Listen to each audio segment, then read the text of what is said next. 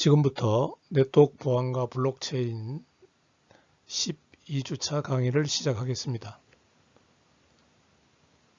12주차, 13주차, 14주차에 걸쳐서 이제 블록체인 기술에 대해서 강의를 합니다. 블록체인 기술은 네트워크 어플리케이션 기술의 일환으로 강의를 하게 됩니다. 어플리케이션 보안 기술이죠. 지난주에 여러분들은 전달 계층에서의 보안 기술인 SSL에 대해서 공부했습니다. 이번 주부터 앞으로 2주 동안 더 배울 내용은 어플리케이션 레벨에서 보안을 수행하는 기술인데 과거와는 달리 이메일 보안을 처리한다든지 뭐 그런 것을 공부하지 않고 블록체인 기술을 그 네트워크 응용 계층의 보안 기술로 공부를 하게 되겠습니다. 그러니까 이 블록체인 기술은 보안 기술의 최고 정점에 있는 기술이라고 그렇게 이해를 하면 되겠습니다. 그래서 이번 주는 첫 번째 파트로서 블록체인에서의 어드레스, 그 다음에 트랜잭션, 거래, 특히 이 어드레스와 트랜잭션은 암호화폐 중에서 대표적인 비트코인에서 사용하는 방식을 기준으로 공부를 하게 되겠습니다. 그래서 이번 주를 통해서 공부할 학습 내용을 살펴보면은 먼저 비트코인 어드레스 개념에 대해서 공부하도록 합시다. 이게 이제 암호화폐에서의 계좌번호 개념입니다. 그 다음에 트랜잭션, 거래가 어떻게 이루어지는지, 그 다음에 이중결제라든지 이 암호화폐가 그러니까 돈처럼 어떤 객체, 오브젝트, 어떤 물리적인 그런 외형을 가지고 있지 않는 겁니다. 그런 상태에서 어떻게 사용한 것을 또 사용하는 문제. 이게 이제 글로벌하기 때문에요. 전 세계에서 사용되는 거기 때문에 거의 뭐 1초 사이에 예를 들어서 암호화폐를 미국에서 암호화폐를 가지고 결제를 했다. 동일한 거의 동시 타이밍에 한국에서 그 암호화폐를 가지고 결제를 했다. 그런 이중 결제 문제를 막는 데 있어서 가장 핵심적인 어떻게 보면은 암호화폐로서의 그 아주 그 치명적인 결함이 될 수 있는 그 문제를 해결하는 기술이 UTXO입니다. 그래서 그거에 대해서 살펴보도록 하겠습니다. 그 다음에 트랜잭션 스크립트, 그래서 그 거래를 처리하는, 이제 나중에 블록체인 노드들이 처리를 하는데 그 처리하는 그 방법이 어떻게 되는지 거기에 대해서 보도록 합시다.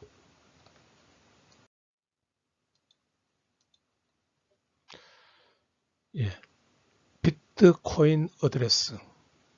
다시 한번 이야기하지만은 그 암호화폐의 대표로서 비트코인을 가지고 이야기를 합니다.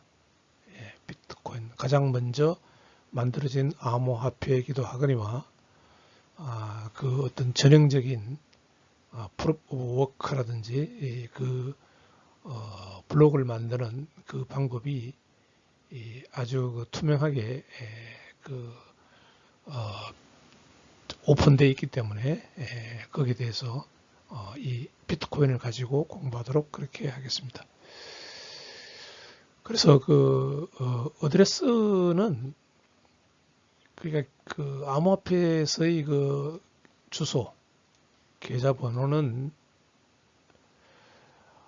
이 암호화폐는 결국은 공개 키 시스템을 이용하는 겁니다.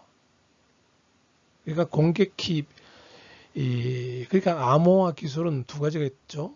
대칭 키 암호화와 공개 키 암호화 두 가지가 있는데, 특별히 공개 키 시스템은 RSA 공개 키 방식은 수학을 가지고 키를 만들고 그 다음에 퍼블릭 키를 만들고 개인 키를 만들고 짝을 만들죠.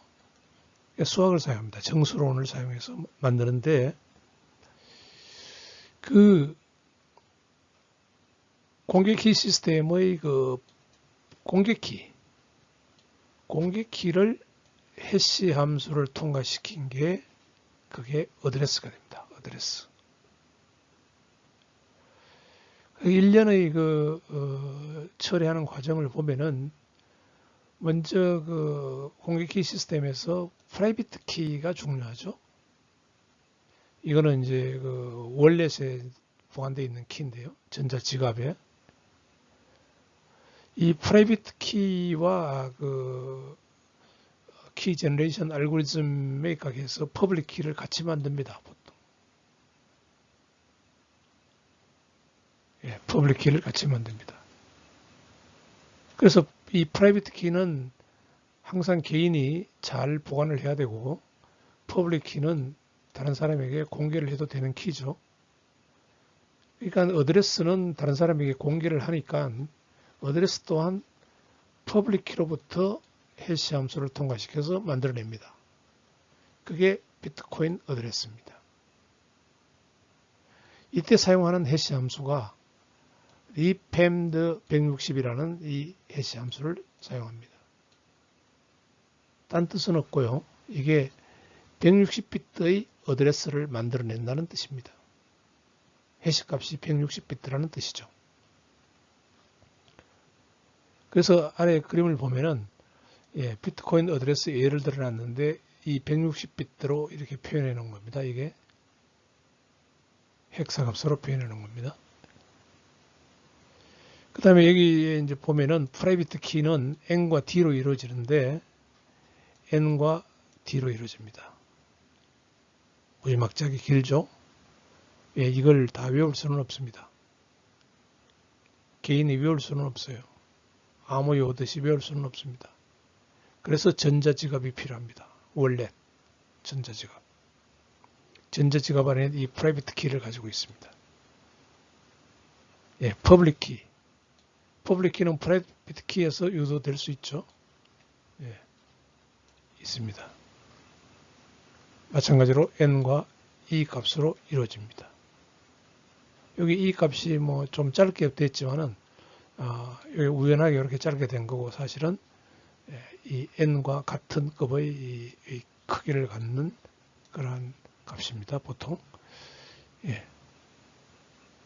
그래서 이런 관계가 있습니다. 그러니까 프라이빗 키와 그 다음에 퍼블릭 키, 그 다음에 어드레스 이런 관계를 가지고 있습니다. 퍼블릭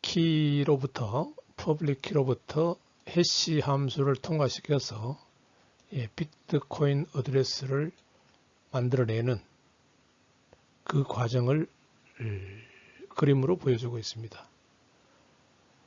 먼저 그림을 한번 전반적으로 살펴보고 또 다음으로 넘어가도록 합시다. 그래서 보통 그 퍼블릭 키는 두 개의 정수로 이루어졌죠. 아까 이전 슬라이드에서 봤죠. 그래서 이 정수 하나하나 32바이트, 64바이트가 되겠죠. 앞에 1을 붙입니다. 그러고는 그 SA256을 통과시켜요. 그러면 256비트의 그 해시 값이 나오겠죠. 예. 그것을 리팸드 160을 통과시킵니다. 그러면은 여기 160비트가 만들어지겠죠, 만큼이. 예. 거기다가 이 해시 값을 이 값을 SA256을 두 번 적용시킨 해시 값의 그 4개의 그 바이트만 요 그 체크하는 체크섬으로 사용합니다. CS 여기 체크섬이라는 뜻인데요. 체크섬으로 에러 체크섬으로 사용합니다. 그러니까 요 값이 바른지 틀린지 확인하는 체크섬으로 사용합니다. 이게 고쳐졌는지 안 고쳐졌는지 이 부분을 확인하는 체크섬으로 사용합니다. 그 다음에 앞에 여기 1바이트는 보통 0이 들어가서 퍼블릭 어드레스라는 것을 나타냅니다. 그래서 이게 1바이트, 20바이트, 그 다음에 4바이트, 총 25바이트죠. 25바이트를 베이스 256인데 이게 베이스 258로 컨버전합니다. 이유는 좀 이따 설명하고요. 그래서 베이스 58로 바꿔서 표현한 것이 요게 궁극적으로 요 비트코인 어드레스가 되는 겁니다. 네. 예, 여기에 이제 결과적으로 여기에 퍼블릭 키가 요게 되는 거고요. 예. 그러니까 요 중간 과정, 요 과정, 요까지 일련의 과정이 요 통틀어서 해시하는 과정인 것입니다. 자, 그러면은 이거를 스텝별로 한번 다음 슬라이드에서 보도록 합시다. 예, 비트코인 주소는 어떤 그 ECC, 여러분들 ECC에 대해서 수학적인 그런 어떤 그 커브를 나타내는 그런 뜻인데 그 중요하지 않습니다. 그냥 공개 키라고만 이해하면 되겠습니다. 퍼블릭 키의 어떤 해시 형태의 표현이다. 앞 그림에서 우리가 봤죠. 예. 여기 있네요. 일립틱 커브라는 뜻입니다. ECC가.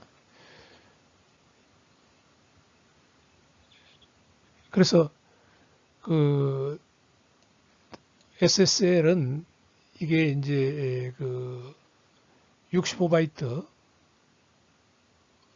사용해서 아까 이제 그 1바이트 플러스 2개의 정수 32 플러스 32 이렇게 돼 있었죠. 예, 65바이트 이거의 어떤 포인트를 표현합니다. 65바이트죠. 여기 있네요.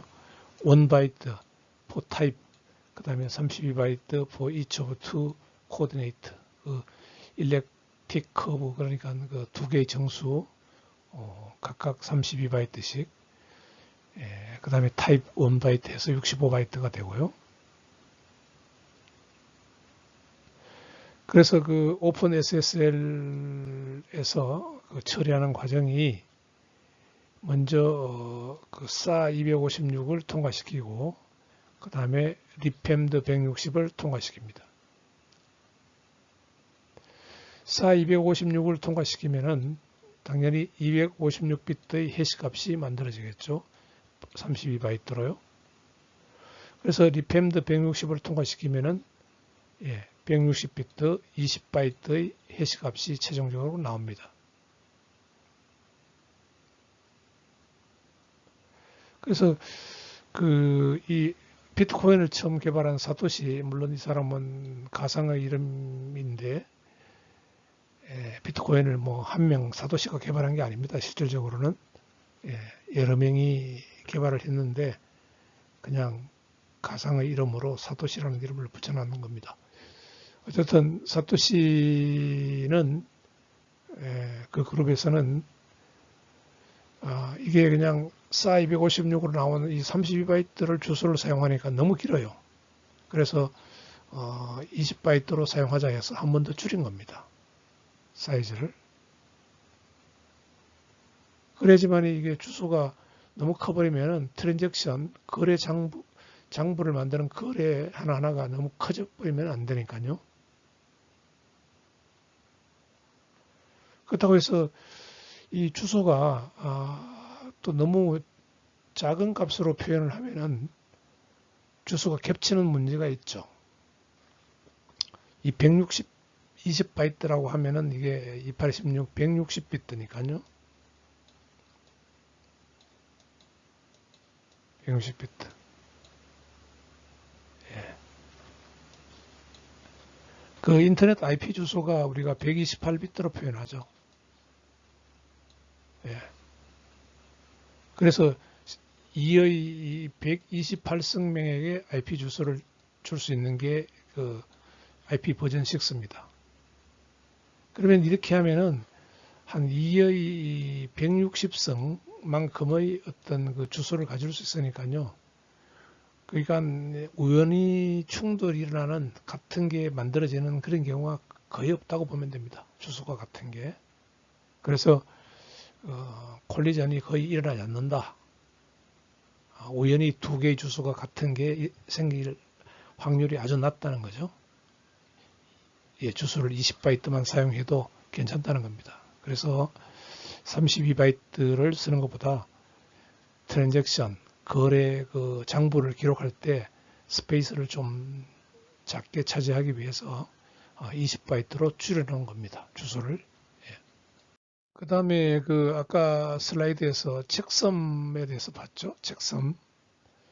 책섬은 그 리팸드 160으로 나온 그 해시 값을 SA256을 두 번 통과시킵니다.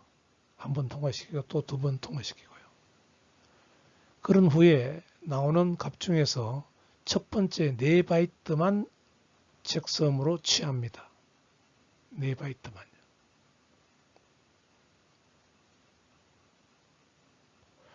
이 아이디어는, 책섬을 쓰는 아이디어는 계좌번호가 이게 유효한 계좌번호인지 유효하지 않는 계좌번호인지 체크하기 위해서 사용하는 겁니다. 컨트롤 디지트로 사용하는 겁니다.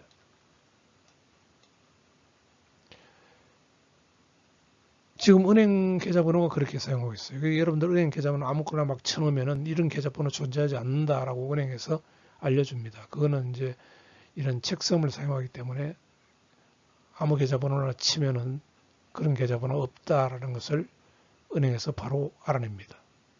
크레디트 카드 넘버도 마찬가지고요. 예.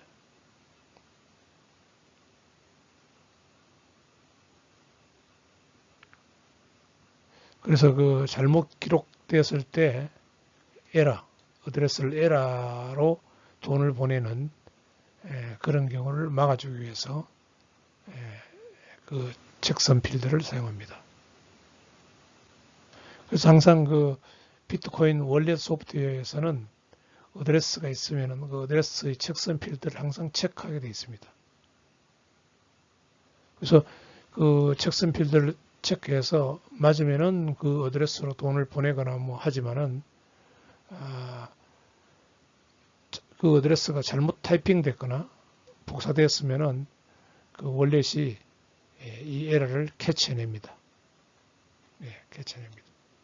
그래서 그 잘못된 것으로는 자금을 보내면 안 되겠죠. 예. 그렇게 하기 위해서 사용하는 겁니다. 그 다음에 이제 나중에 그 베이스 58을 하죠. 베이스 58을 하는데 이 베이스 58이라는 것은 텍스트 포맷으로 바꾸는, 바이너리 데이터를 텍스트 포맷으로 바꾸는 방법인데, 예. 이 베이스 58은 베이스 64하고 비슷합니다. 예, 어떻게 되는지 다음 슬라이드에 보도록 합시다. 근데 베이스 64는 그 캐릭터로 바꿀 때, 바이너리 데이터를 캐릭터로 바꿀 때 AZ, 소문자 A에서 Z, 0에 9, 그 다음에 심볼 플러스 이걸 포함해서 64개 중에 하나로 이제 바꾸는 거죠. 거기에 비해서 베이스 58은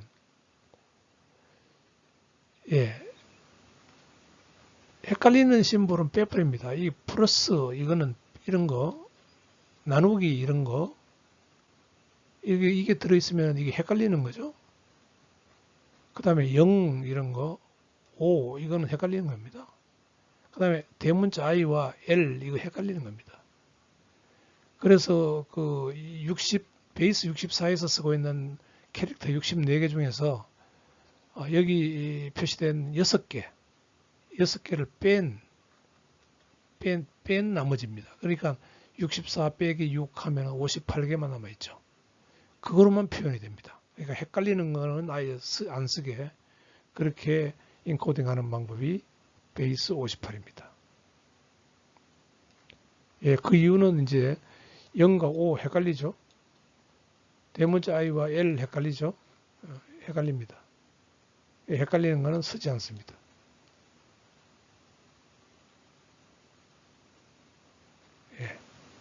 그래서 이게 58로 나눠서 이렇게 표현하는데 그는 뭐 만드는 방법이고요. 그래서 58로 나누면서 나머지 가지고 이제 캐릭터로 표현한다는 그런 뜻입니다.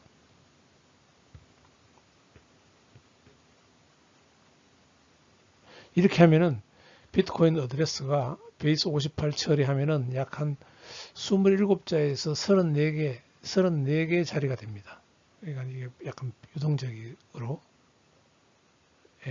베이스 58까지 처리가 끝나면은 27 캐릭터에서 34 캐릭터 정도가 됩니다.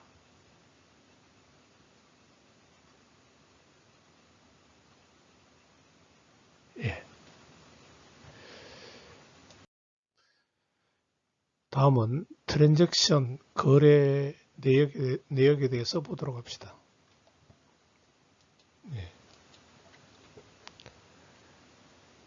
결국 블록체인은 이 트랜잭션들을 모아놓은 것입니다. 블록체인은요. 블록은 그 블록이 이렇게 해시값으로 링크가 이렇게 연결되어 있는 연결시켜 놓은 것이 체인으로 연결해 놓은 것이 블록체인이고요.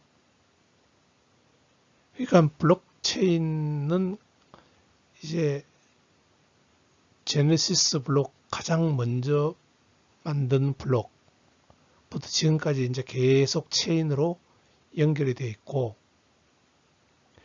그 블록을 연결한 거죠. 블록들을 연결한 거고 그 블록 안에는 거래 내역들이 여러 개가 들어 있습니다. 보통 한 블록 하나에 비트코인인 경우에는 한 200개 정도의 거래 내역이 들어갑니다.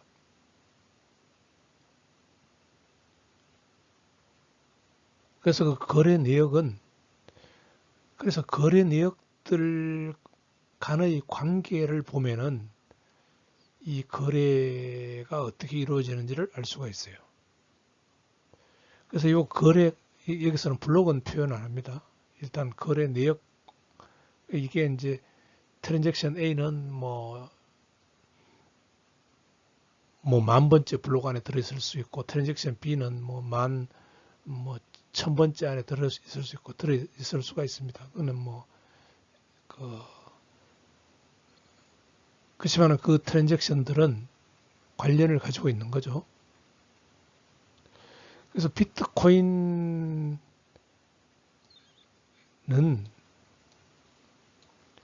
특정 계좌의 잔고 형태로 저장하지 않고, 이 말은 무슨 말이냐면은 우리가 은행 계좌는 지금 현재 내 계좌에 돈이 얼마 남아 있다 하는 그 잔고를 저장하는 게 은행 계좌입니다.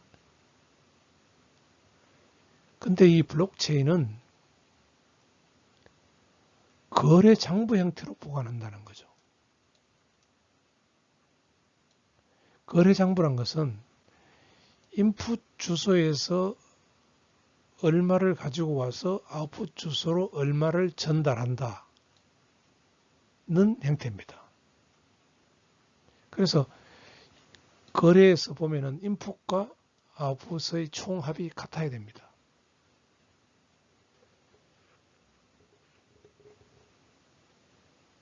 자, 이 거래 B를 한번 볼까요? 거래 B는 인풋이 두 개가 있고 아웃풋이 여기서는 하나가 있습니다. 뭐 아웃풋도 여러 개가 있을 수 있는데요. 자, 인풋은 뭔가 이 트랜잭션 C로부터 갖고 오는 거죠. 여기서 요 밸류만큼을 0.2 비트코인만큼을 갖고 옵니다.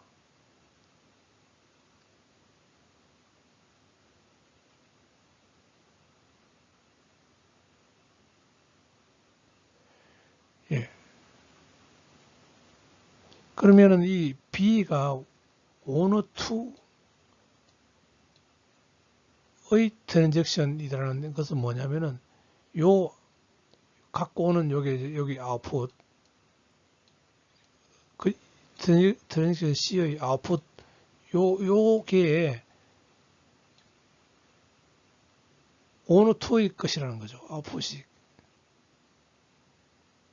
그래서 그 오너2의 전자 서명이 여기 들어갑니다.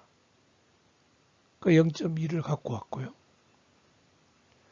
그 다음에 요게 오너2의 주소죠. 여기로부터 갖고 옵니다. 그래서 요 주소에 해당되는 퍼블릭 키가 주소나 마찬가지인데 주소에 해당되는 서명이 있어야지만이 요 0.5거를 여기 다 갖고 올 수 있습니다.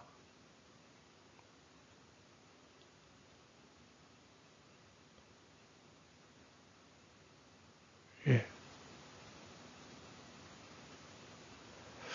근데 이제 갖고 올 때는요, 비트코인은 여기 0.5가 요 주소에 0.5가 들어있죠. 그러면 0.5 전체를 다 가지고 와야 됩니다. 얼마를 남겨놓을 수가 없습니다. 한번 가져오면 다 가지고 와야 돼요.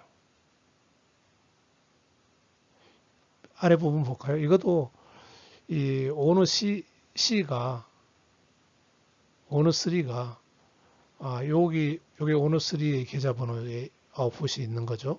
여기서부터 0.5를 있는 거를 다 갖고 와야 됩니다. 0.5를 다 갖고 와야 됩니다. 남겨두면 안 됩니다. 오너 3의 전자 서명이 필요하고요. 그래서 여기서 보면은 인풋과 아웃풋의 합이 같아야 된다 그랬는데 여기 0.2, 여기 0.5, 0.7이죠. 그래서 이 두 개를 갖고 와서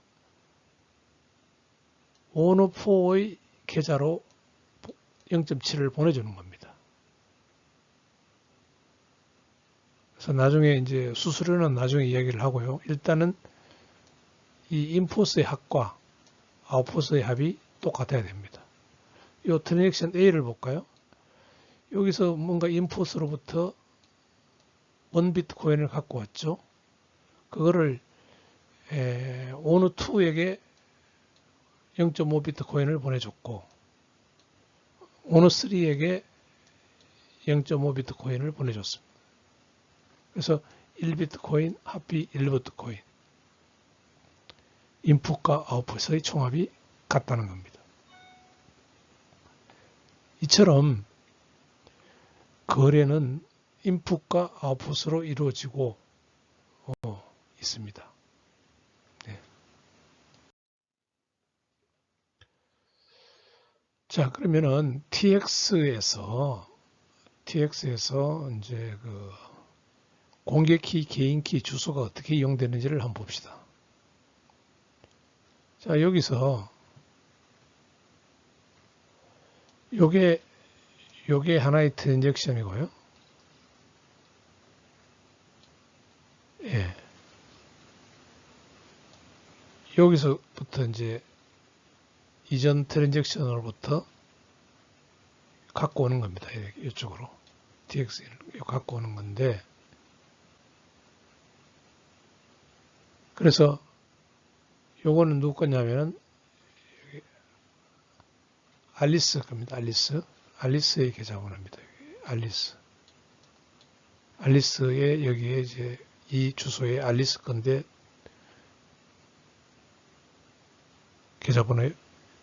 계좌에 얼마가 들어있는 거죠. 물론 이제 이전에 뭔가 이렇게 넘겨오는 거겠죠. 자, 그러면 이거를 바브 주소로 보낸다고 합시다. 이 바브 쪽으로 보낸다고 할 때 TX인에는 뭐가 필요하냐면은 알리스의 개인 키에 의한 전자 서명이 필요합니다. 여기에 전자 서명이 필요한 거죠. 그 알리스의 개인 키 이걸 이용해서 전자 서명을 해야 되고요. 그 다음에 다음번에 여기 있는 게 요겁니다. 알리스의 이 퍼블릭 키가 여기에 들어있습니다. 그래서 TX인에는 두 가지가 들어있다고 보면 되죠. 알리스가 송금하는 경우에 알리스의 개인 키, 그 다음에 알리스의 퍼블릭 키가 들어있습니다. TX인에는 이 안에.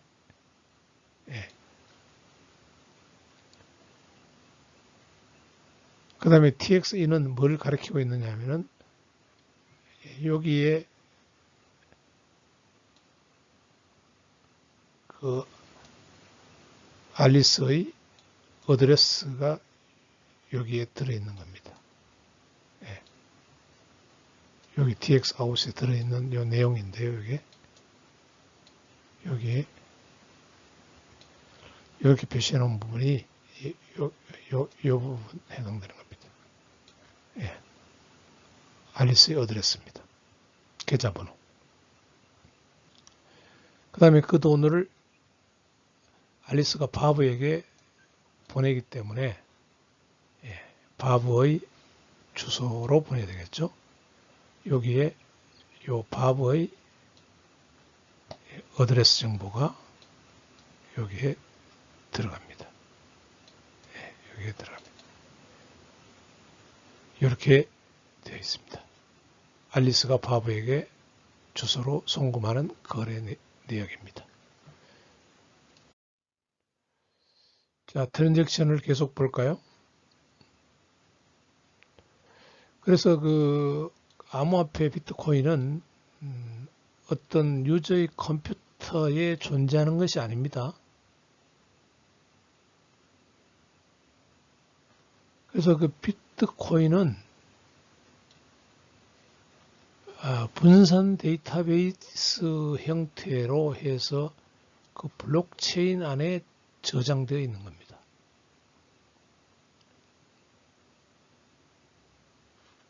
여기 이제 예를 들면 이게 이제 블록체인입니다. 이게 n-2번째 블록, n-1번째 블록, n번째 블록 이것들이 이렇게 다 링크가 되어 있습니다.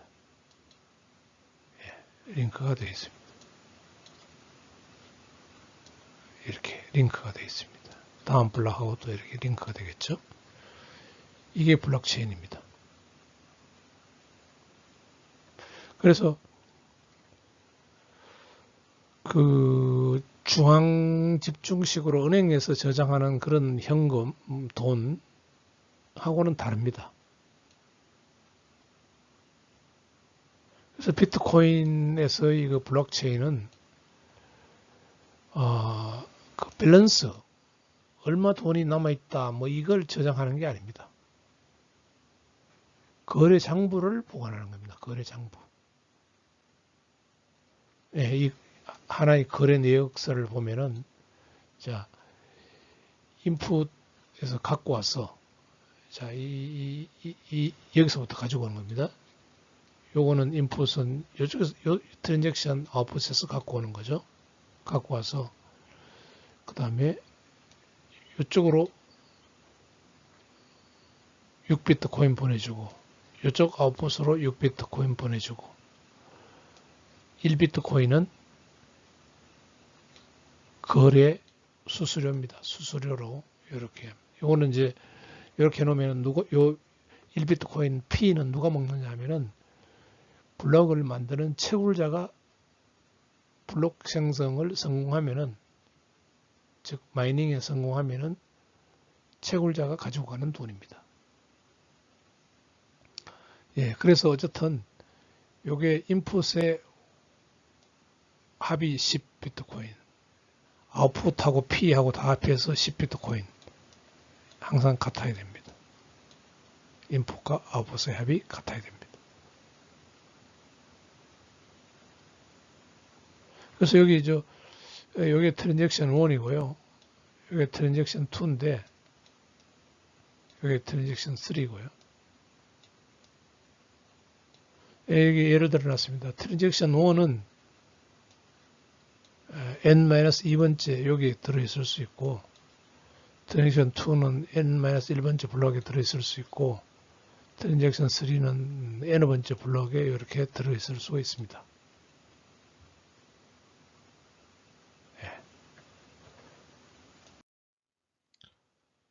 예, 다시 이 트랜잭션을 한번 봅시다.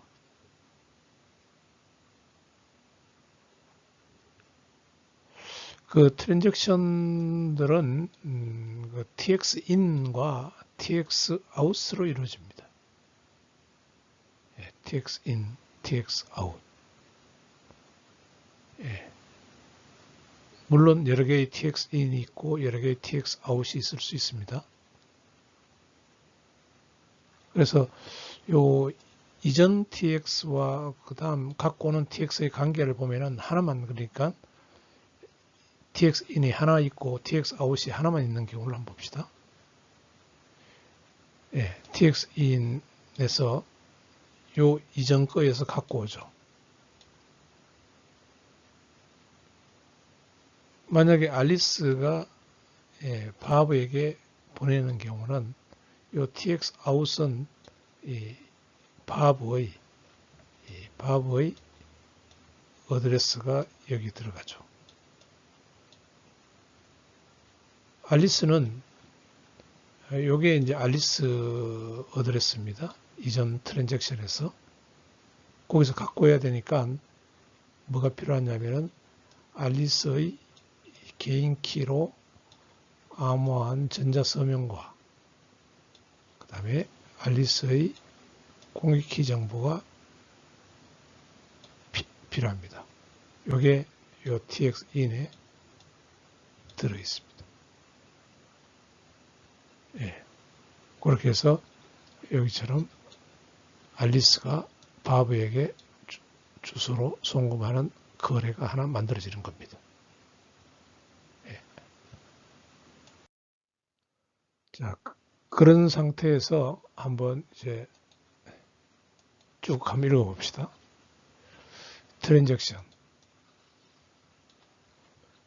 트랜잭션은 txout과 txin으로 이루어지죠. 그래서 여러 개의 하나의 트랜잭션 안에 여러 개의 txout이 있을 수 있는데, each txout은 두 개의 데이터를 가지고 있습니다. 뭐냐면은 돈을 얼마로 보낼 건지, 그 받는 사람의 주소가 뭔지, 이 두 가지 정보가 들어 있습니다. 여기서 주소는 그 받는 사람의 퍼블릭 키로부터 유도된 것이죠.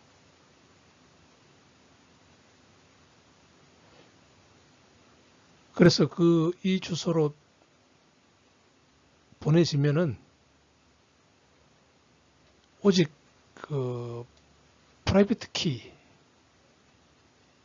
이 퍼블릭 키에 대한 프라이빗 키를 가진 자만이 이 txout에 있는 돈을 찾아갈 수가 있습니다.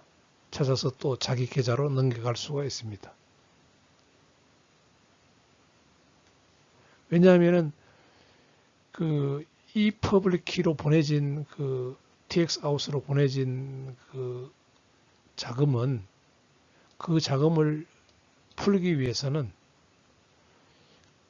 프라이빗 키로 이 오너가 시그니처 사인을 해야 됩니다. 자기의 새로운 비트코인 어드레스로 자금을 넘기기 위해서는 사인이 필요합니다. 예, 이 퍼블릭 키 이거에 대한 오너의 사인이 필요한 거죠. TX 아웃에 있는 TX in 봅시다. TX in은 래퍼하고 있다는데 그걸 가리키고 있습니다. 이전 트랜잭션 아웃풋을 가리키고 있는 거죠.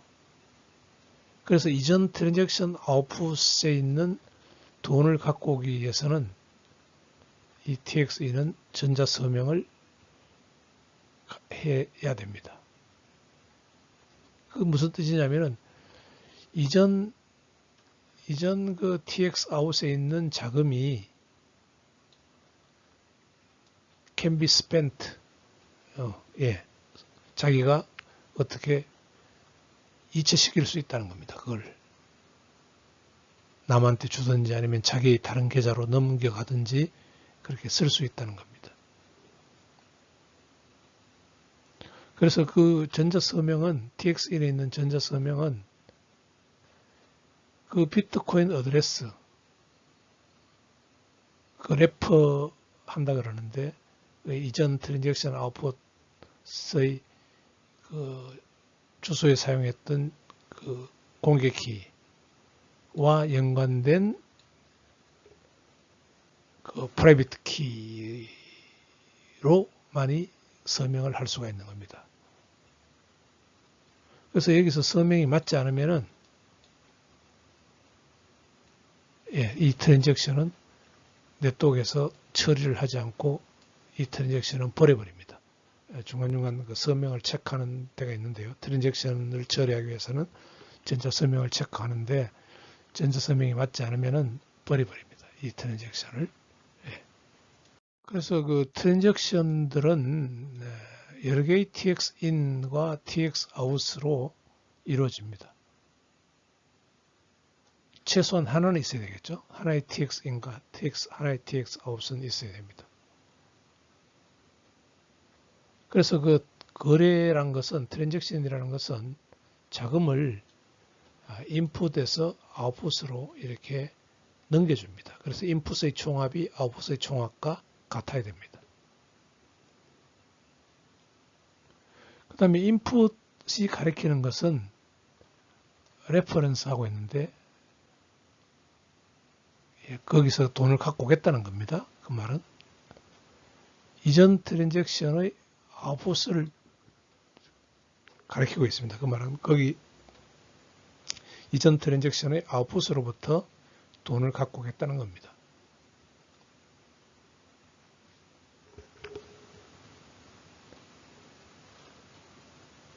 그래서 그 이전 아웃풋이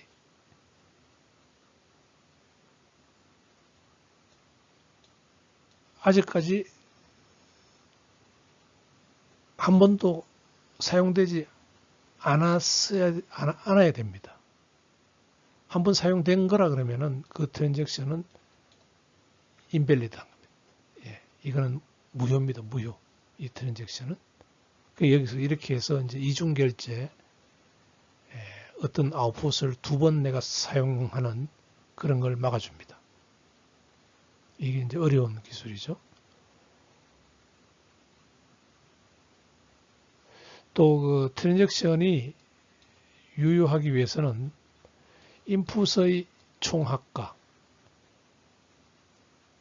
아웃풋의 총합이 같거나 인풋이 더 커야 됩니다. 그 차액은 만약 인풋이 아웃풋보다 더 크다면은 이 fee로 나갑니다. fee. 그러니까 채굴자에게 수수료로 내는 돈입니다. 그 말이 이겁니다. 트랜잭션 fee는 채굴자, 마이너에게 마이너가 그걸 다 가지고 갑니다. 콜렉트합니다. 예, 블록을 만들 때. 예, 그러니까 블록 안에 들어있는 모든 거래들에서 그 차액만큼을 마이너가 다 가지고 갑니다.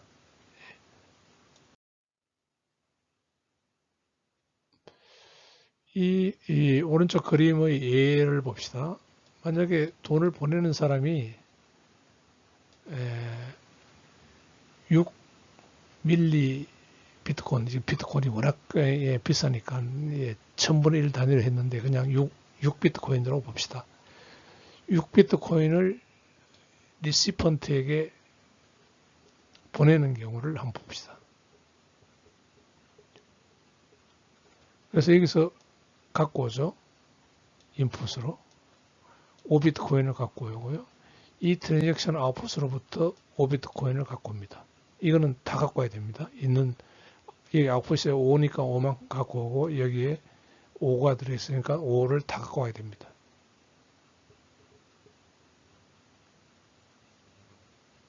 그러면 이 트랜잭션 3에서는 총 10비트코인을 갖고 왔죠.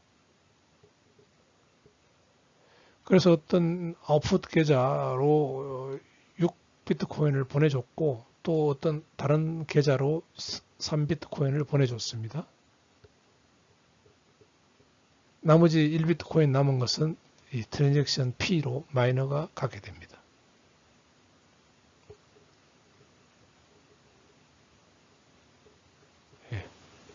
예, 그 이야기입니다.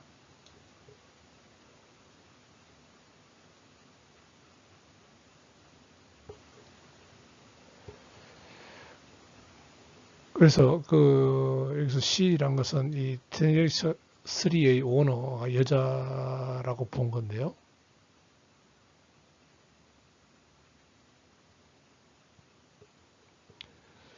그래서 그 오너가 만약에 어떤 사람에게 6비트코인만 주면 된다. 그러면은 이걸 인풋을 다 사용해야 되기 때문에 나머지 3비트코인은 이 오너의 자기의 새로운 계좌를 또 하나 만들 수가 있습니다. 그래서 그쪽으로 자기의 트랜잭션 3 오너의 자기의 또 다른 계좌로 넘기는 거죠. 예. 그러면은 이게 이제 왜 그런지 아니까 이게 여기 있는 이 트랜잭션에 있는 거는 한번 갖고 오면 몽땅 가져야 됩니다. 남겨두면 안 됩니다. 예. 예, 또 1비트코인은 마이너에게 주기 위해서 거래 수수료로 이제 주는 비트코인이 1비트코인입니다. 네. 예. 또,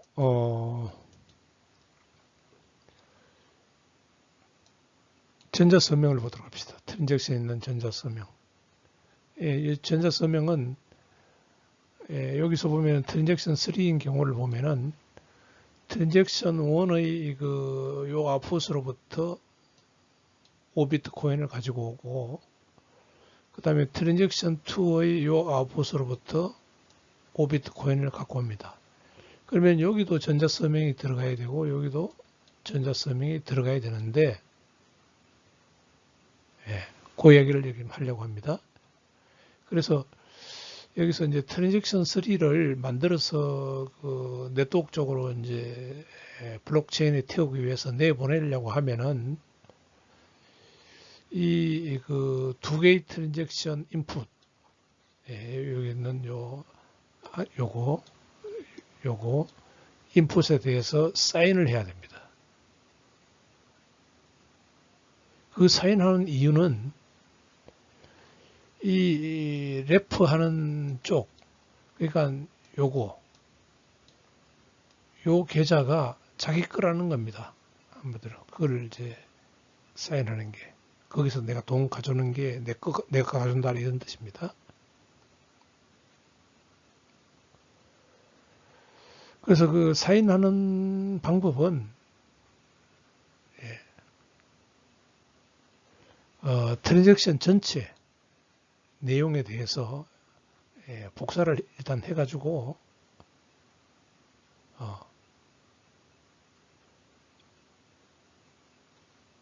그러니까 그 오리지널은 이제 깨지면 안 되니까 일단 복사를 해서 그 사인 부분은 그 공란으로 일단 남겨둡니다.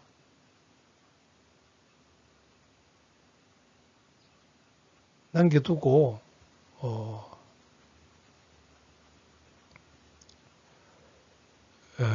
그 다음에 그 사인을 한 후에 이 스크립트 시그니처에 이제 사인을 집어넣는 거죠.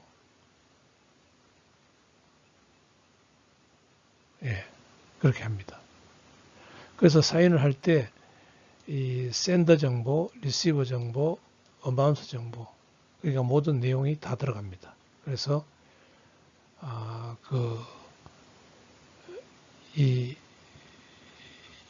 여기에서는 이때 사용한 여기서 사용한 그 개인키, 공개키에 대한 개인키로 암호화를 하고 여기 시그니처 이 부분에서는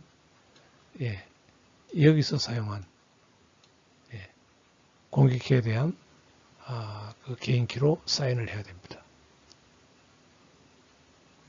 사인하는 방법은 트랜잭션 전체에 대해서 해시값을 먼저 구한 후에 그거를 각각 해당되는 개인키로 암호한 것이 이것이 되겠습니다. 이 이야기는 그 이야기입니다. 그러니까 이 개인키가 그 비트코인 어드레스 오브 더 previous TX 여기에서 사용하는 전자서명 개인키는 여기 해당되는 거.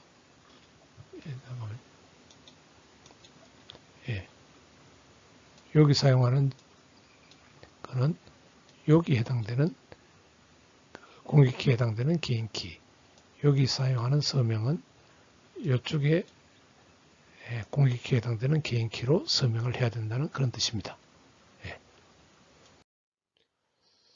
그래서 이제 전자서명을 하고 난 뒤에 이 거래들은 네트워크 쪽으로 내보냅니다. 여기 이제 예를 들어서 이 트랜잭션이 얘기하자면은 여기 사인을 하고 그 다음에 이거를 이 트랜잭션을 네트워크로 내보냅니다.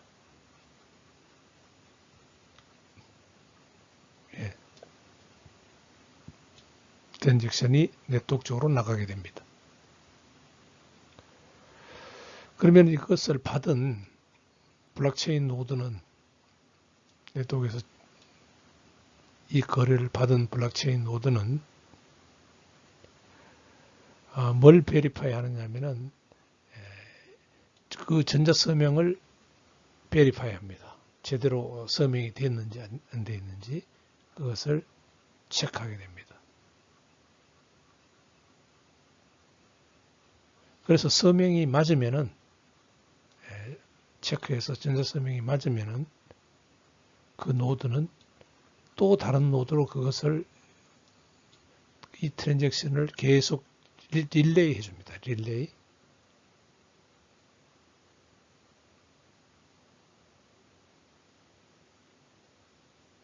그래서 그것을 또 그 받은 노드는 또 그 전자서명을 체크하고 또 릴레이를 해주고 이 과정을 계속 반복합니다. 그래서 이 새로운 트랜잭션을 모든 블록체인 노드가 동시에 받게 됩니다. 그러면은 이제 그것을 마이닝 노드는 이제 블록체인 노드 중에서 이제 채굴까지 하는, 그러니까 블록까지 만드는 노드를 마이닝 노드라고 하는데요. 마이닝 노드, 모든 마이닝 노드는 이 트랜잭션을 받게 되는 거죠. 만약에 유효하다면요. 그래서 그것들이 한 뭐 200개 정도 모였다 그러면은 서로 채굴 노드끼리 경쟁적으로 블록을 생성하기를 시작합니다. 그 마이닝이라 그러는데요. 예. 그건 상세하게는 다음 주에 할 겁니다. 예.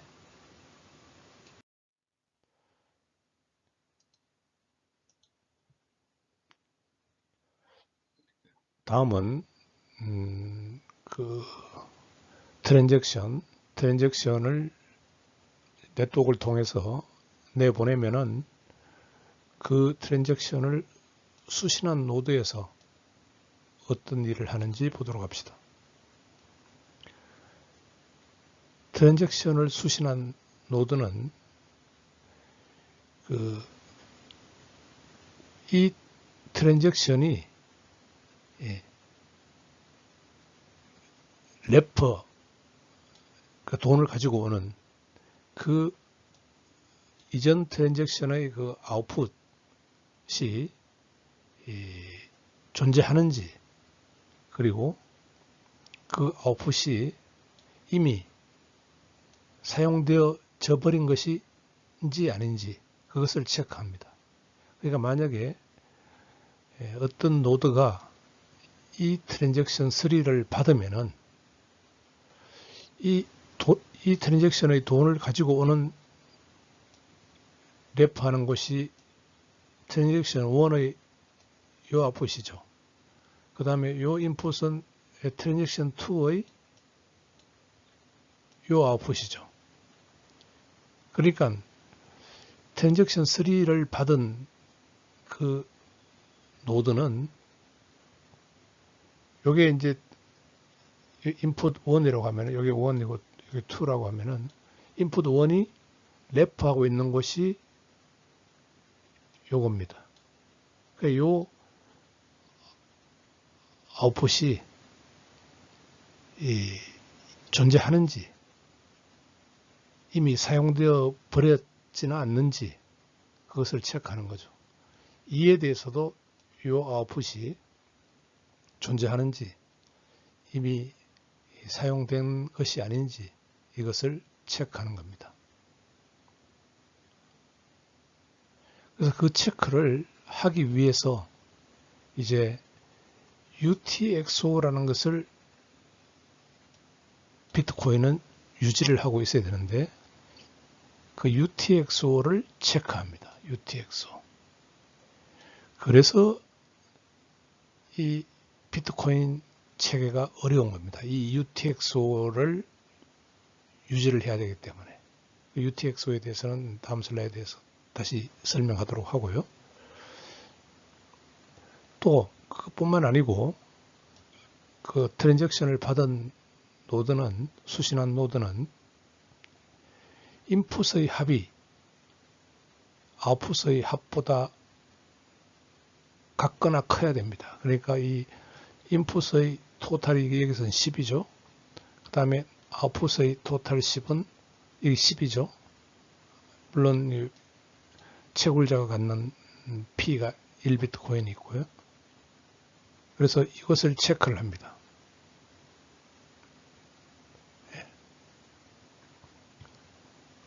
그것은 뭘 체크하냐 하면은 트랜잭션이 available input이 여기서 5비트코인을 갖고 오죠. 5비트코인. 여기서 5비트코인을 갖고 오죠. 그리고 available input은 10비트코인입니다. 예. 그러니까 이 아웃풋으로 내보내는 게 10비트코인이어야 되지 그 이상 되면 안 되죠. 예, 그 이야기입니다. 이게 인풋만큼만 사용해야 되는 거죠. 그 다음에 요 이야기는 인풋과 아웃풋의 차액, 여기서는 10, 아웃풋은 9조, 나머지 1은 이게 P, 수수료가 됩니다. 그래서 나중에 이 P는 누구한테 가느냐 하면은 마이너한테 가게 됩니다. 채굴자에게 가게 됩니다. 그래서 이 결과적으로 이 P는 코인베이스 트랜잭션이라는 게 있습니다. 그 블록을 생성할 때 코인베이스 트랜잭션이라는 게 있는데 그 코인베이스 트랜잭션 안으로 들어가서 그 블록 생성에 성공한 채굴자에게 이것이 넘어가게 됩니다. 그래서 그 트랜잭션을 수신한 노드는 이 인풋 각각에 대해서요. 예, 이 인풋 각각에 대해서 거기에 있는 전자 서명을 체크를 하는 겁니다.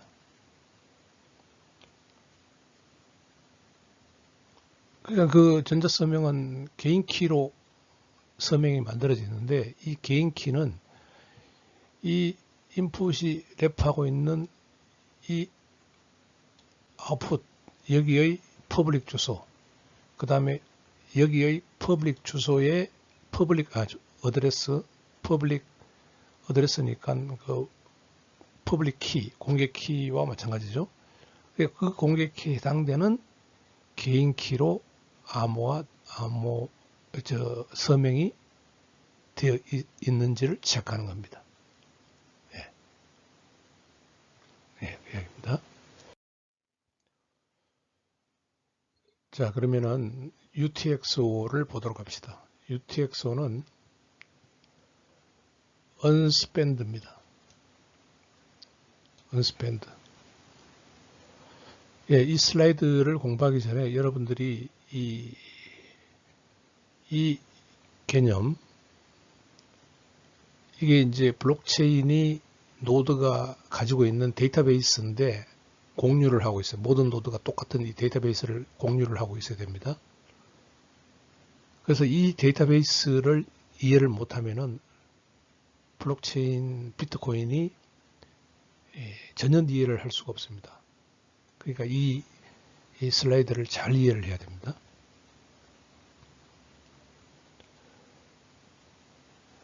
여기 보면은 모든 블록체인 노드는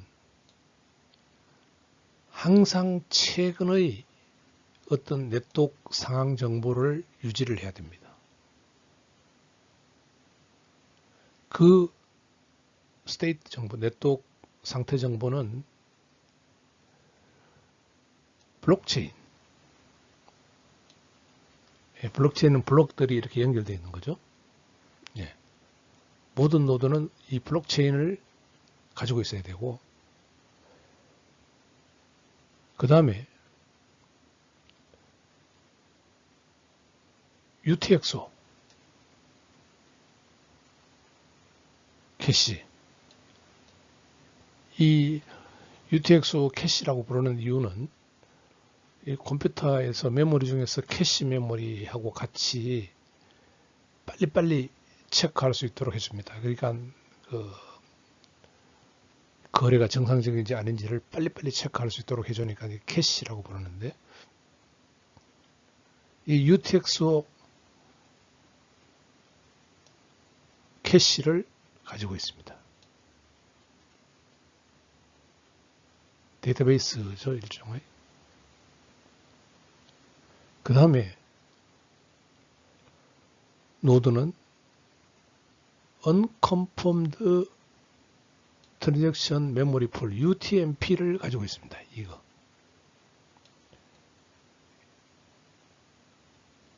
이 같은 U지만은 이 U와 이 U는 다릅니다. 이 U는, 여기 있는 U는 Unconfirmed의 U입니다. 이거를 이제 줄여서 UTMP라고 하죠. 예. 여기서는 UTXO는 이 U는 unspend입니다.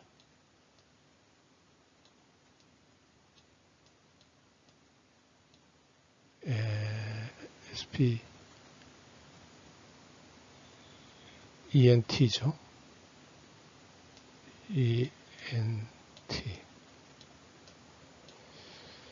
자, 그러면은 UTXO는 아직 사용되지 않았다는 것을 빠르게 체크할 수 있도록 해주는 거고, 어떤 트랜잭션을 받았을 때 그 트랜잭션이 래퍼하고 있는 그 아웃풋이 아직 사용되지 않았다 하는 것을 빨리 체크할 수 있도록 캐시 형태의 메모리에 저장되어 있는 게 UTXO고,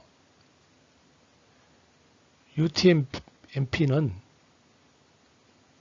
트랜잭션이 와서 체크는 끝났는데 아직 블록체인에 태워지기 전에 블록체인을 태워지기 위해서 기다리고 있는 그것을 UTMP에 보관하는 겁니다.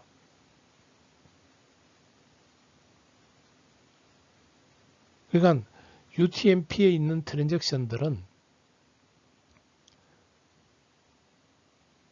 UTXO 체크는 끝났지만은 아직 이 블록체인에 탑재는 하지 못한 상태죠. 아직까지. 아직 탑재하기 전 단계. 전 단계. 탑재하기 전 단계. 블록체인에 탑재하려고 기다리고 있는 겁니다. 반면에 UTXO는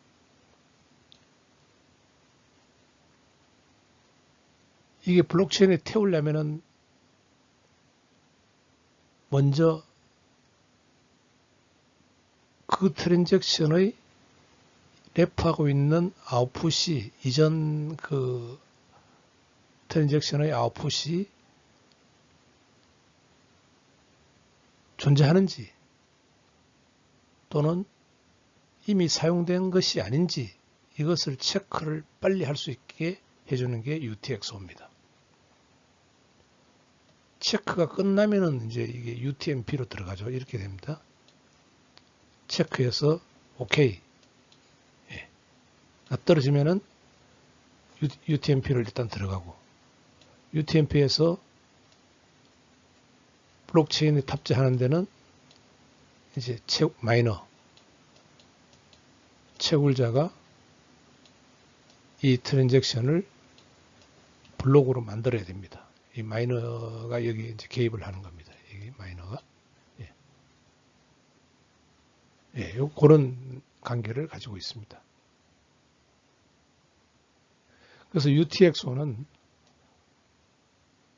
뭘 하는 거냐면은 그 트랜잭션이 래퍼하고 있는 그 프리비어스 아웃풋이 예, 존재하는지 또 존재한다면 그들의 그 비트코인이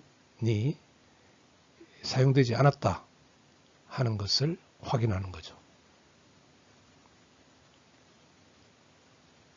그래서 그 확인하는 방법으로서 이제 그걸 누구한테 물어보느냐면은 UTXO에게 물어봅니다. UTXO. 여기에 물어보는 거죠.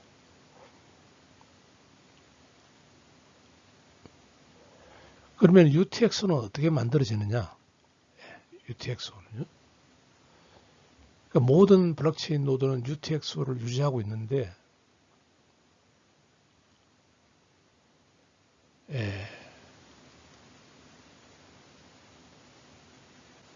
만약에 어떤 블록 안에 현재까지 블록 안에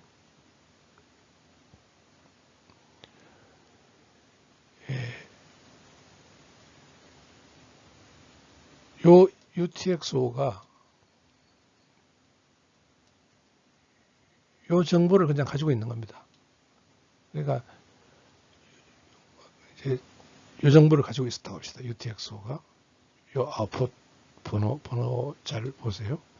01, 02, 03, 04를 이미 가지고 있었다고 합시다. 이게 계속 연결되니까는 이제 중간에 딱 끊어서 이야기하니까 그런데요. 그러다가 블록이 하나 만들어졌어요. 그래서 여기 이제 블록체인 안에 새로운 블록이 만들어서 연결됐어요. 연결됐다는 이야기는 이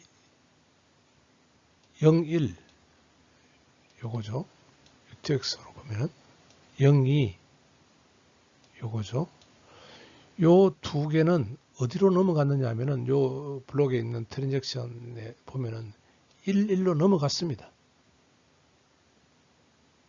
그래서 요 두 개는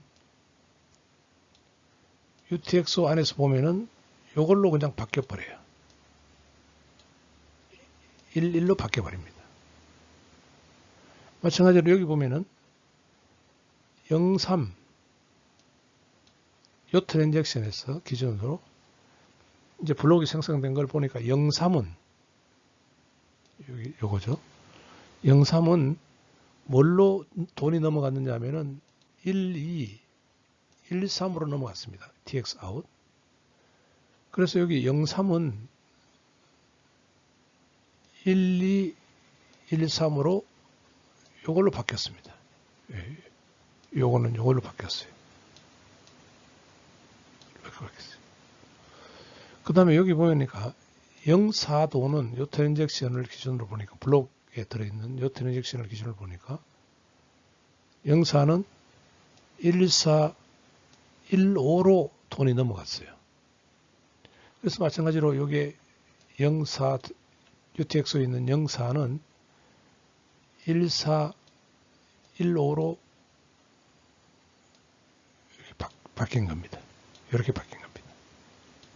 그래서 요 UTXO의 내용은 블록 하나가 새로 만들어지면은 이렇게 바뀌게 되는 겁니다. 이 블록이 새로 만들어짐으로써 바뀌게 되는 겁니다. 또 하나 볼까요? 만약 이 상태에서 또 새로운 블록이 하나 만들어졌다고 합시다. 새로운 블록이 만들어지면은 이제는 11, 12에서 자금을 갖고 와서 21로 바꿨죠. 그러면 여기 11, 12 두 개가 21로 바뀌게 됩니다. 그 다음에 13, 13의 자금은 22, 23으로 바뀌게 됩니다. 또 13의 자금은 22, 23으로 바뀌게 됩니다. 근데 여기 14, 15는 안 바뀌었죠. 여기 아직까지는 그냥 그대로 여기 남아 있어야 됩니다. 이거는 그냥 그대로 남아 있어야 됩니다. 자, 그러다가 또 블록이 하나 새로 만들어졌어요. 만들어져는 보니까 21, 23이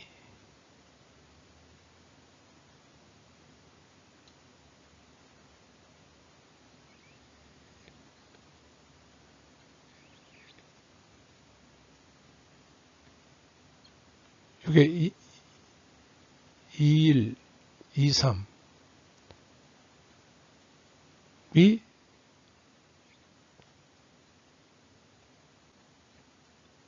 14 여기 14 즉 요거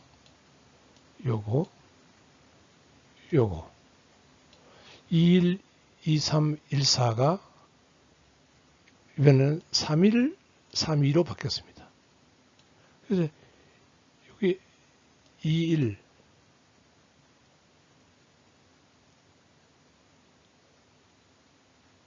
23, 23, 그 다음에 14. 요 세 가지가 31, 32로 바뀌었습니다. 근데 1, 5 요거 2, 2는 아직 안 바뀌고 그냥 그대로 있죠. 요거는 그냥 그대로 여기 있습니다.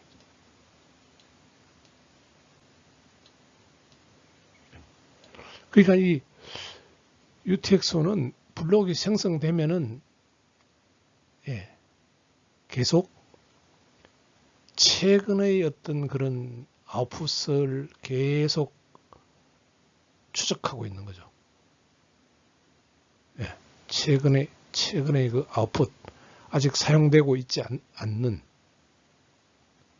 블록에 탑재됐다는 것은 뭔가 그전 아웃풋이 사용됐다는 거니까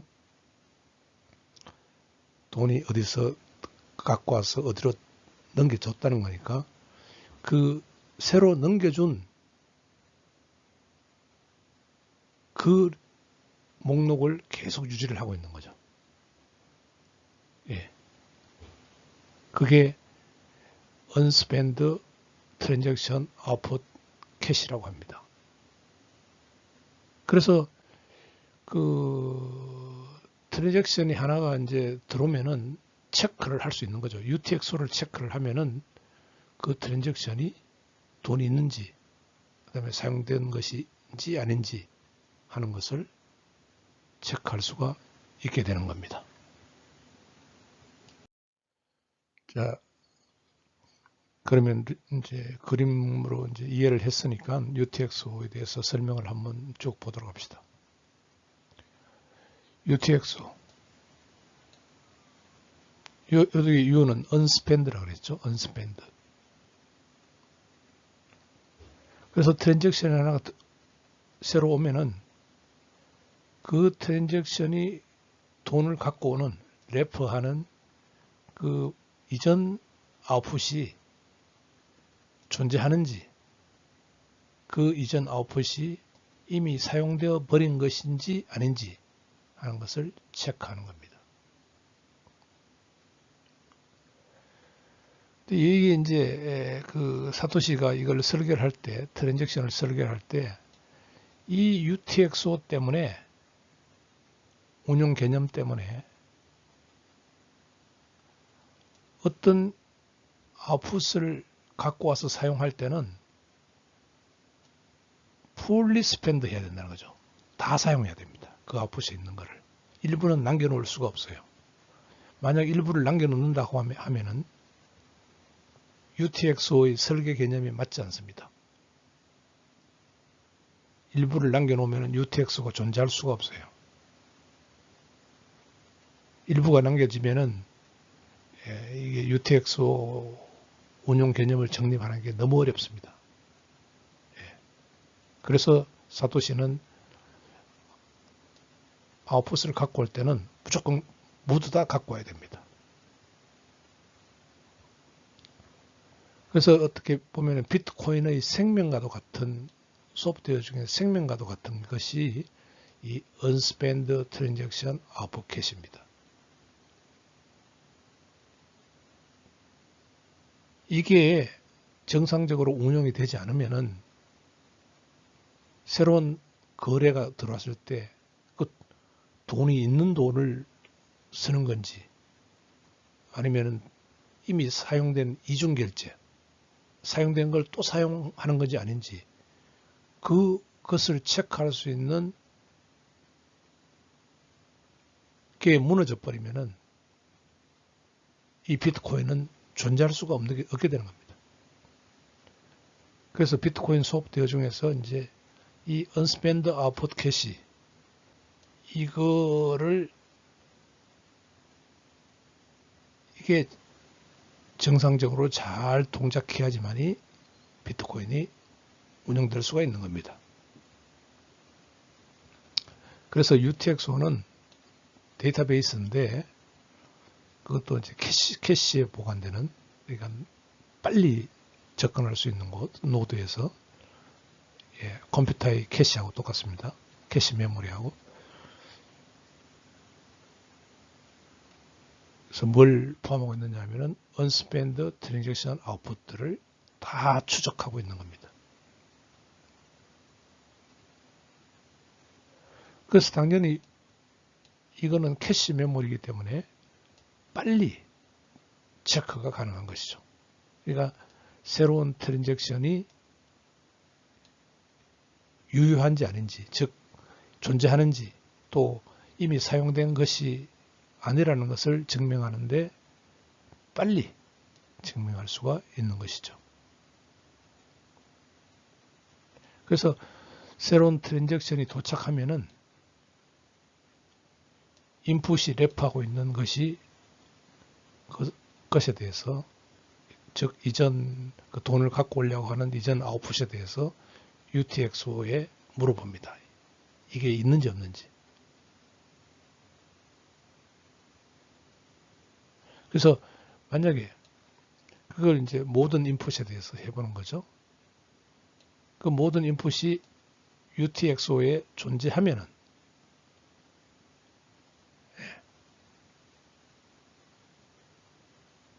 그 트랜잭션은 계속 이제 처리가 되는 거죠. 예, UTXO에 있어야 됩니다. 예.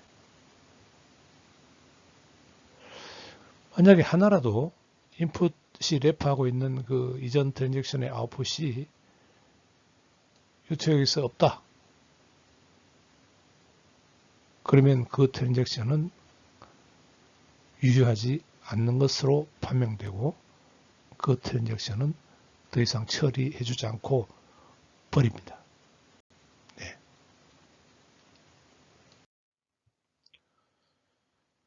예, 일부 이미 설명을 했는데 UTXO가 어떻게 동작하는지를 다시 한번 보도록 합시다.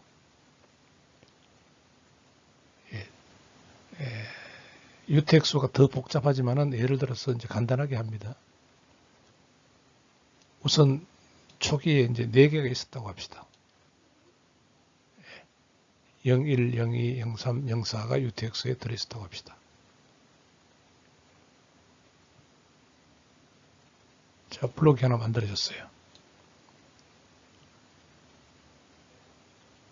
예.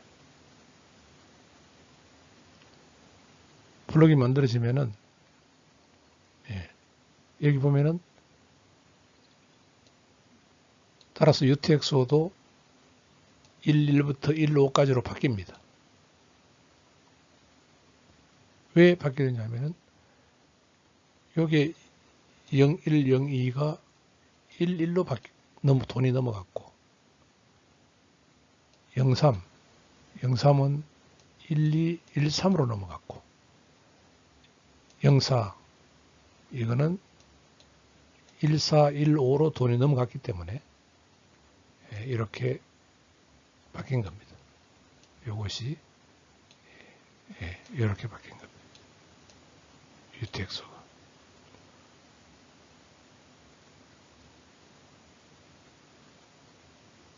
마찬가지로 이 새로운 블록이 또 하나 만들어져서 11,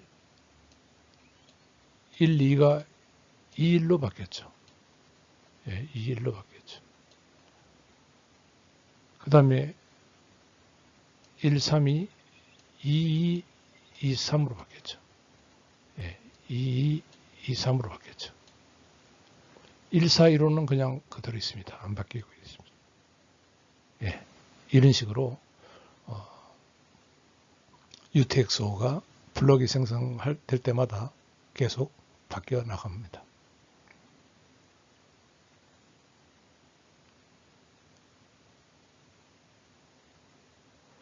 그래서 이 UTXO를 사용하는 이유가 장점이 뭐냐 하면은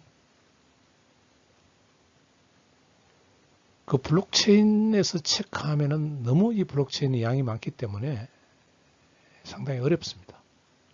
그래서 UTXO를 운영함으로써 최근의 어떤 그런 계좌번호만 체크하면 되기 때문에 이 UTXO의 크기가 작아도 됩니다.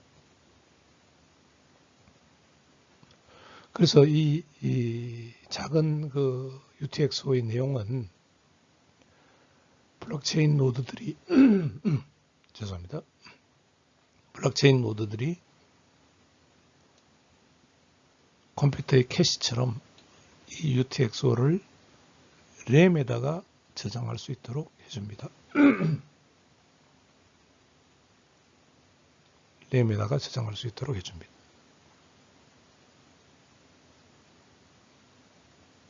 그래서 그 말은 뭐냐면은 아주 빠르게 새로운 트랜잭션의 유효성, 유효한지 아닌지를 체크를 가능하게 해주는 것이죠.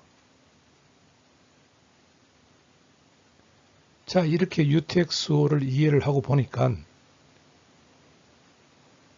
자, 비트코인이 어디에 존재하느냐 하는 의문에 대해서 풀렸습니다. 자, 비트코인은 UTXO에 존재하고 있다. 블록체인 체계에 있는 UTXO에 존재하고 있다. 이렇게 이야기할 수가 있는 겁니다. 그러니까 UTXO가 중요하죠. 그 UTXO가 뭔가 에러를 일으켜버리면 이건 다 엉망이 되는 겁니다. 예. 예. 이 슬라이드에서 설명하고 있는 이 트랜잭션 스크립트, 그러니까 이 거래를 블록체인 노드가 처리하는 그 절차, 방법을 트랜잭션 안에 정리를 해놓고 있습니다. 그래서 이것 잘 이해를 해야 됩니다. 그러니까 특히 비트코인 같은 그런 개념을 설계를 암호화폐를 만들겠다 하는 사람은 이걸 잘 해야 되겠죠.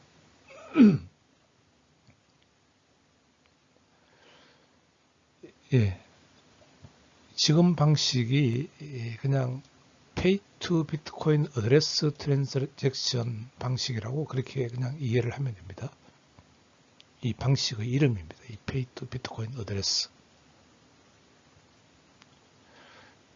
TX인에는 새로 들어오는 TX인에는 요 정보가 들어 있습니다. 시그니처, 퍼블릭 키. 그 다음에 요게 래프하고 있는 여기 아웃풋에 가면은 스크립트가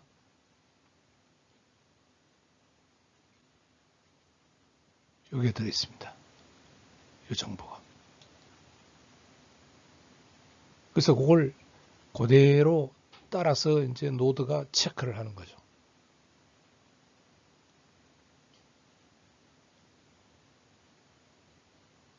먼저 자, 커맨드를 볼까요? 노드가 하는 체크하는 방법이 먼저 여기 TX인에 있는 이 정보를 가지고 옵니다. 이걸 갖고 와서 이 스택에다가 둡니다. 먼저 두 개를.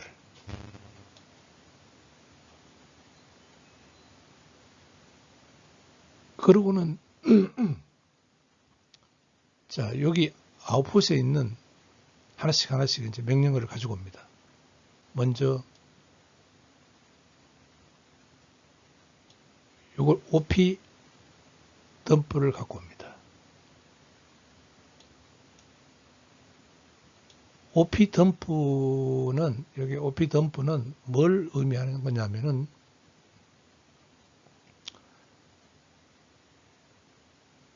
요거를 하나를 더 복사를 하라 그런 뜻입니다. 그러니까 요 똑같은 게 두 개가 됐죠. 이제 스택 안에 시그니처가 있고요.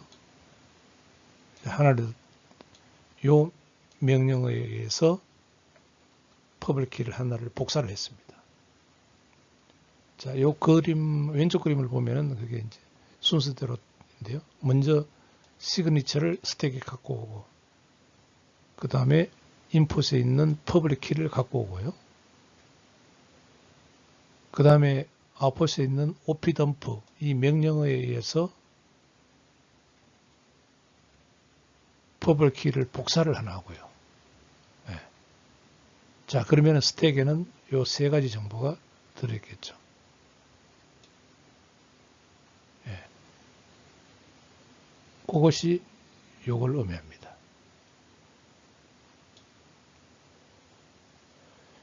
그럼 여기서 그 다음 명령어가 요거죠, 요거.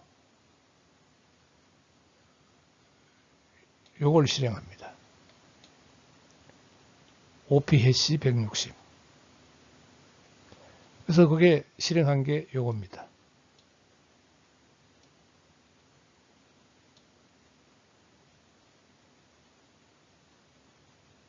그걸 실행하면은 요게 뭘로 바뀌느냐면 요걸로 바뀝니다. 요걸로 바뀝니다. 그래서 요게 뭐냐면은 퍼블릭 키 해시 값으로 요게 바뀌게 됩니다. 요 마지막 요게 요렇게 바뀌는 거죠. 그게 이제 그까지가 요렇게 스택에 바뀌어 있는 내용이 요겁니다.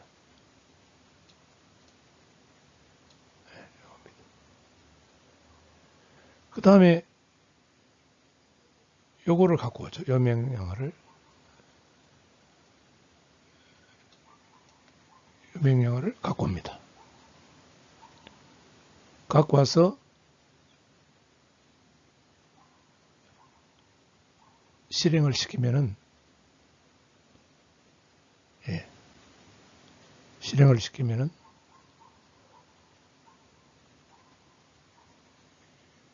요 값이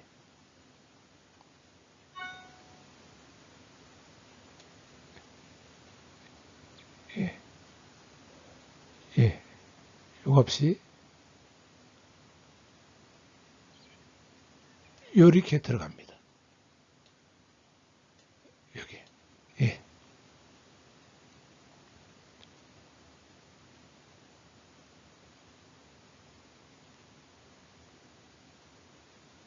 그러니까 해시 퍼블릭 헥스 값으로 들어가죠. 자, 그까지가 요겁니다. 들어간 게. 예. 그래서 단지 요거는, 예, 갖고 온 값을 여기다가 예, 집어넣은 겁니다. 네.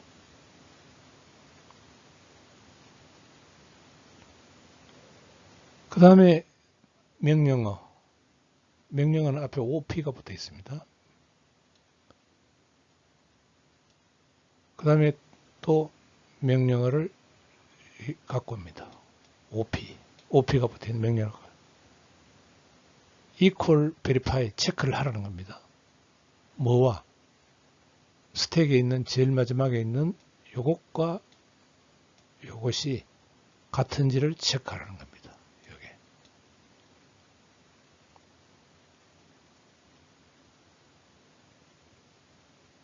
만약 같다면은 넘어가게 되죠. 같다면은 이제 이거 두 개는 빠집니다. 체크가 끝났으니까. 같다는 게 확인됐으니까. 그 다음에 마지막 명령어를 갖고 옵니다.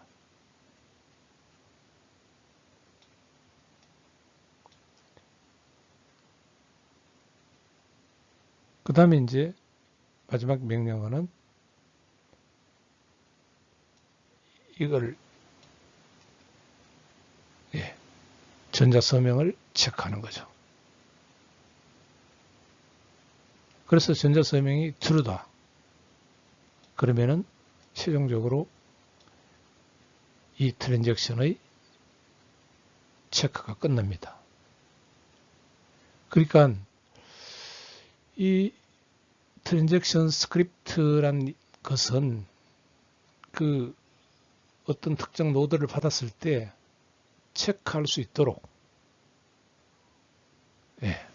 그 명령어, 그 다음에 값들 이런 것들을 정리해 놓은 겁니다. 뭐 스택, 리포, 뭐 라스트 인 퍼스트 아웃 이거는 지금 설명한 내용을 그냥 서술하고 있습니다. 네.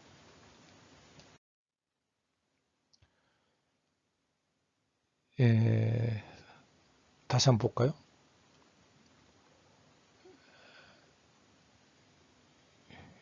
요거는 보고 합시다. 이 그림과 실제 트랜잭션의 모양만 보고 합시다. 자, 새로운 트랜잭션이 하나 들어왔어요. 자, 그 들어오면은 TX인에 있는 시그니처 갖고 왔죠. 여기 갖고. 그 다음에 퍼블릭 키 갖고 왔습니다. 그 다음에 요게 래프하고 있는 요 아웃풋으로 가보니까 첫 번째 명령 실행하라라고 요게 있습니다. op dump. 그거를 실행을 해서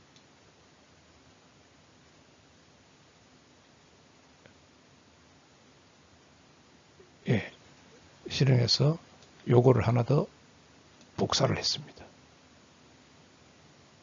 그러면 스택은 요 값이 들어있죠.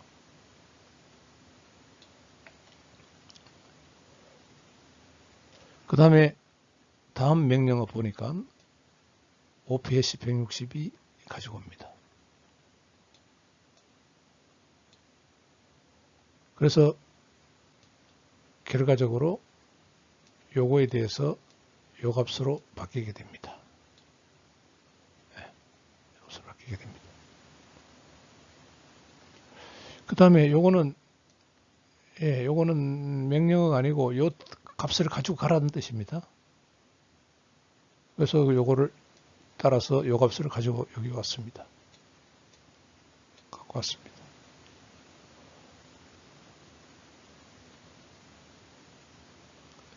그러면 이제 스택에는 요와 같은 내용이 들어있죠.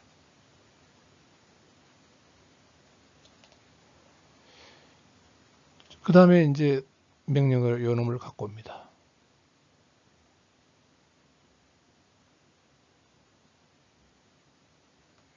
요 놈을 갖고 와서 이퀄리티를 체크하는 거죠. 그러니까 요 값 두 개가 같은지 다른지를 체크합니다.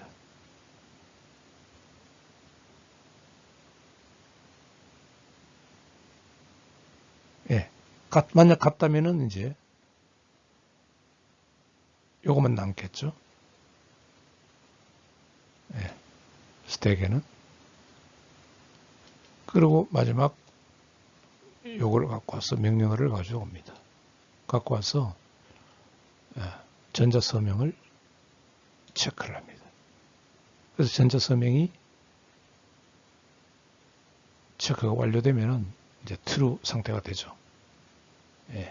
그러면은 이제 이 트랜잭션은 유효하게 다음 단계로 이제 넘어가게 됩니다.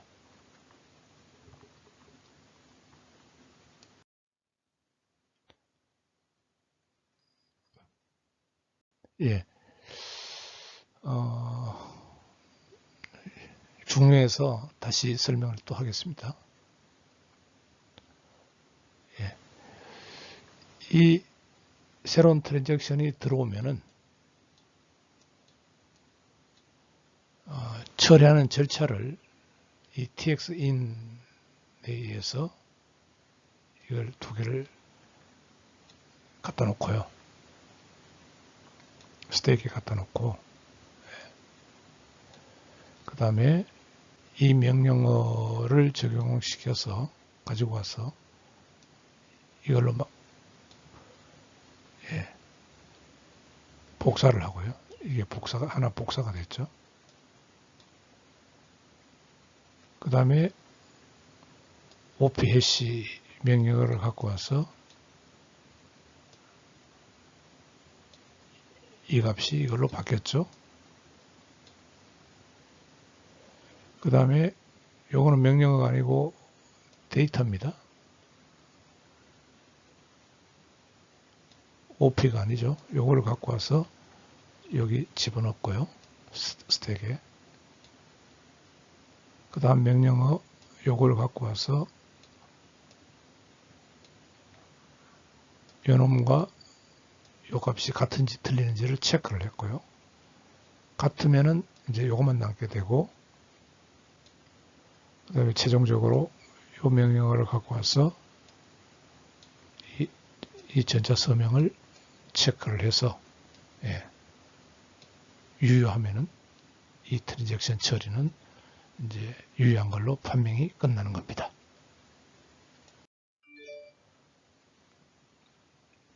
자, 그러면은 요약해 봅시다.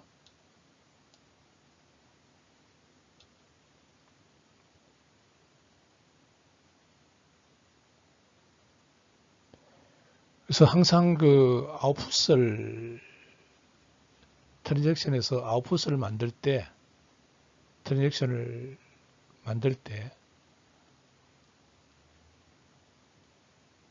아웃풋은 이와 같은 정보를 포함하게 됩니다.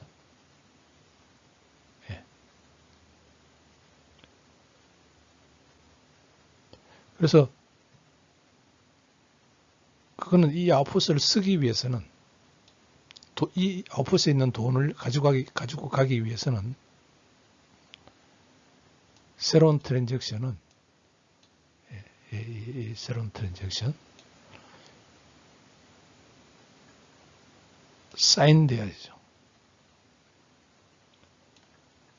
개인키로 사인이 돼야 되는데 그 개인키는 뭐와 관련이 있는 개인키냐면은 해시 퍼블릭 키 X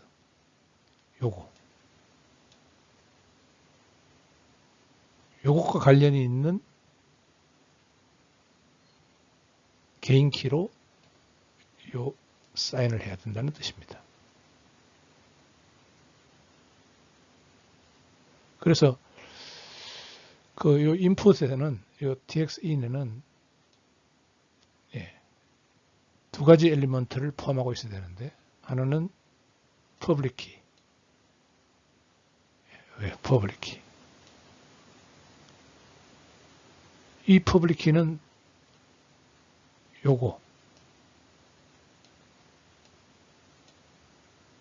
요것과 연관된 퍼블릭 키죠, 당연히.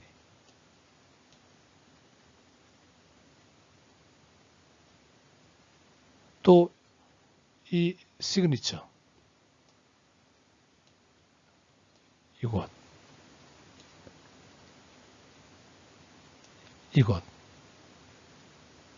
이것은 그 합당한 그 프라이빗 키로 서명을 해야 됩니다.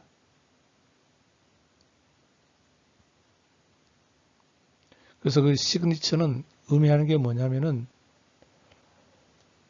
이 비트코인 어드레스의 오너가 자기라는 겁니다. 그러니까 이 TX 사용하려고 하는 이 TX 아웃풋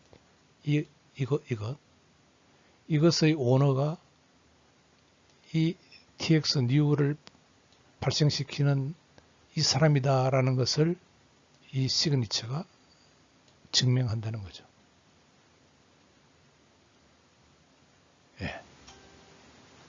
그렇습니다.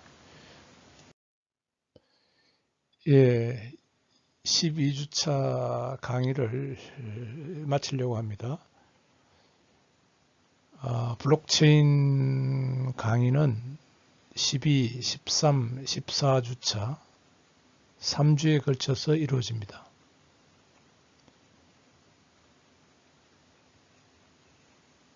다시 이야기하지만 네트워크 보안의 일환으로서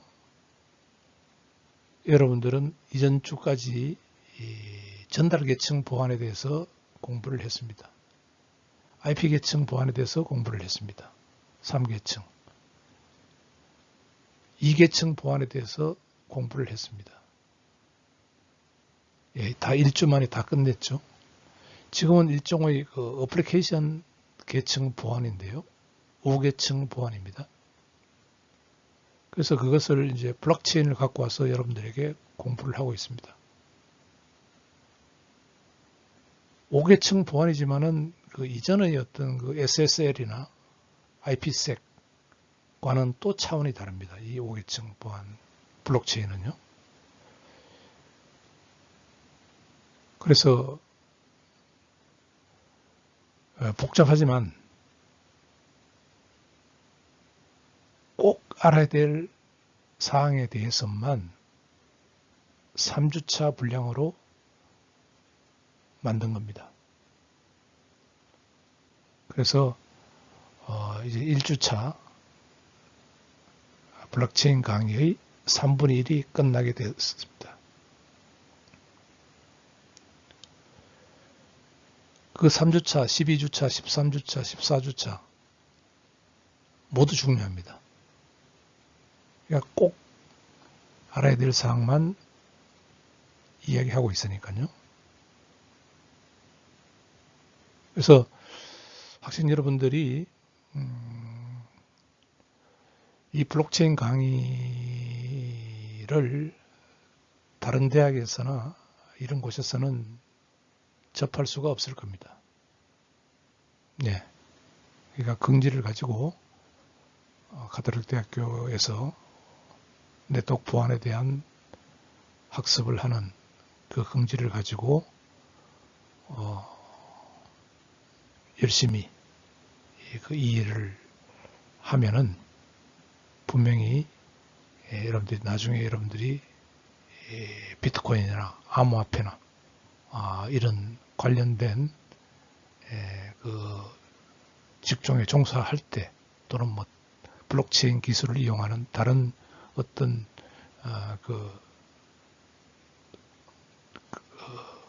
과제나 그 사업에 여러분들이 종사하게 될 때 여러분들이 일을 수행하는데 많은 도움을 받을 수 있을 것입니다. 그래서 3주 동안 앞으로 이번 주를 포함해서 13주, 14주 강의를 잘 좀 이해를 해주기 바랍니다. 그래서 12주차에서는 그 계좌번호 개념, 퍼블릭키와 관계, 그 다음에 트랜잭션, 거래, 서명, 특히 서명, 중요한 UTXO, 그 다음에 그 트랜잭션을 처리하는 그 스크립트에 대해서 공부를 했습니다. 예.